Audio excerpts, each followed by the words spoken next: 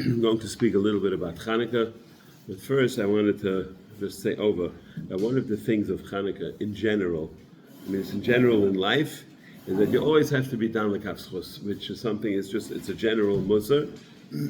It applies to Hanukkah also, because as you know, many people play kvitlach, which we call Mesachek V'Kovya, but I have a shtickle sherish for it. I'll get there at the end.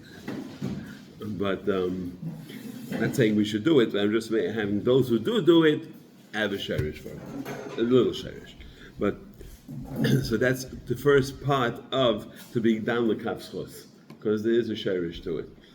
But there was a story in Bnei Brak. There was a Yid Talmud Chacham who was making a chasana, and he had no money to make the chasana.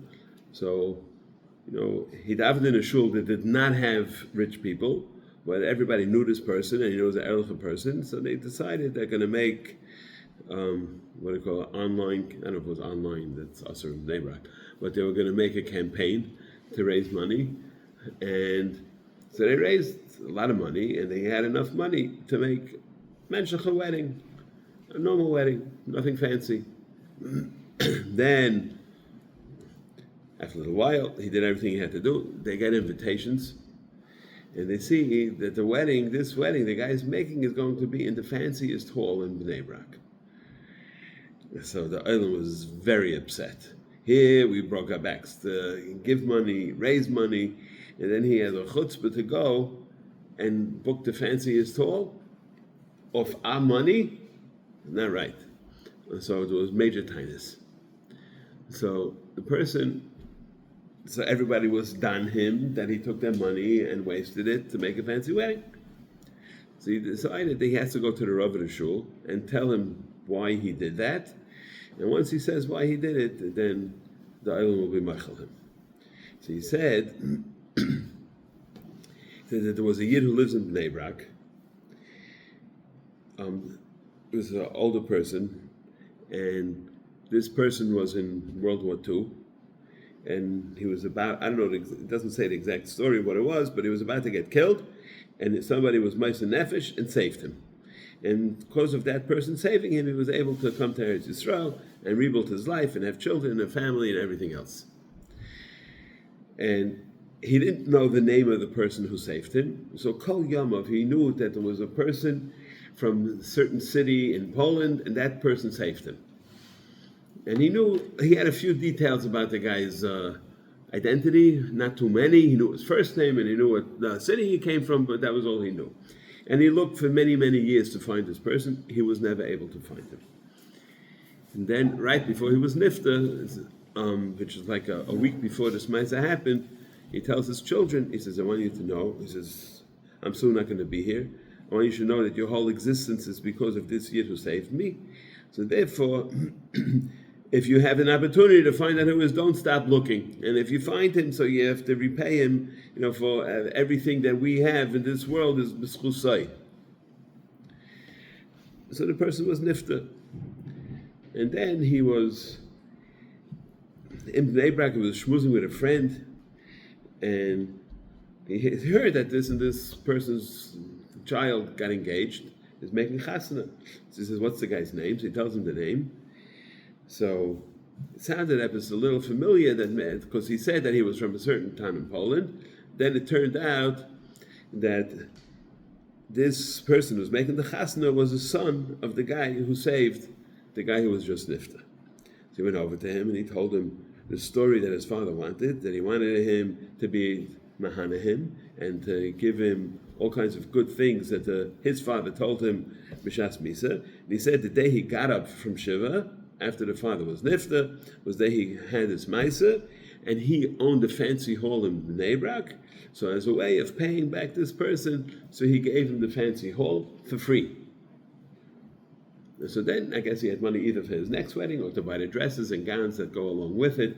But that was the Maisa. So basically nobody had tinus. Anybody who was chayshid that he took the money and abused it, therefore you see, you have to be dan kol adam l'kaf schus, and whatever oifen shehu, there's always a cheshbon. We don't always know the cheshbon.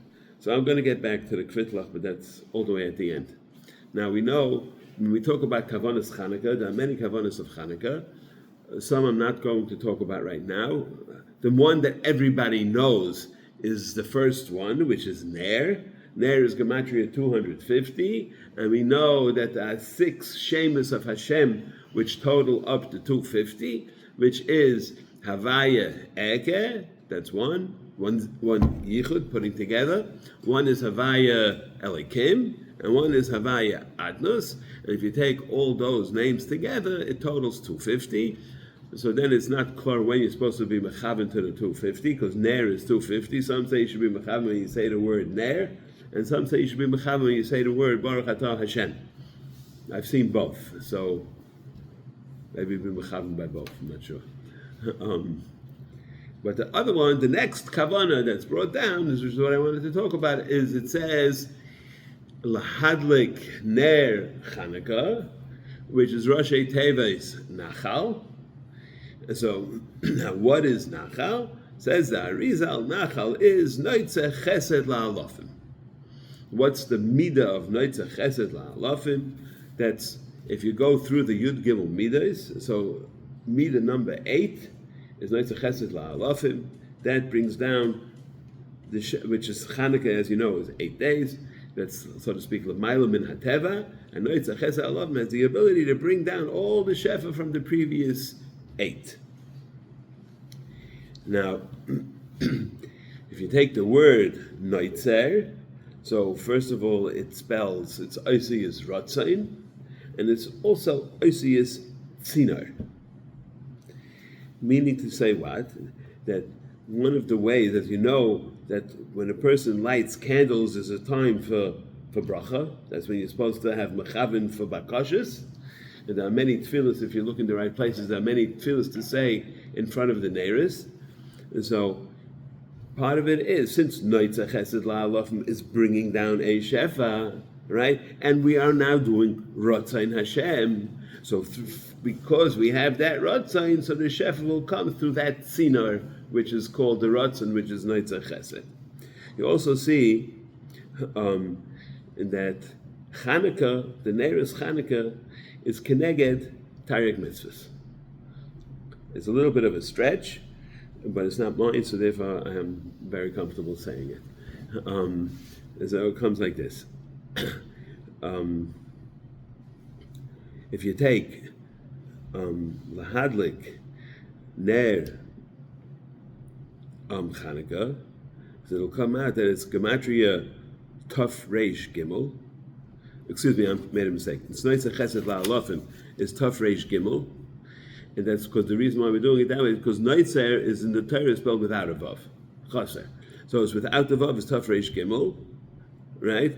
And then if you take the Oisius of Noitze Chesed La'alofim and take off the Nachal, the Nun, the Ches, and the Lamed, so it'll come out to Tuf Reish Yud Beis. In other words, you have Tuf Reish Gimel plus all the Oisius will come out to Tuf Reish Yud Beis, and then if you add back that word Nachal is Tuf Reish Yud Gimel, which is Taryag. So you see that from this Kavanah of Noitze Chesed La'alofim, you have it's Keneged Taryag mitzvahs.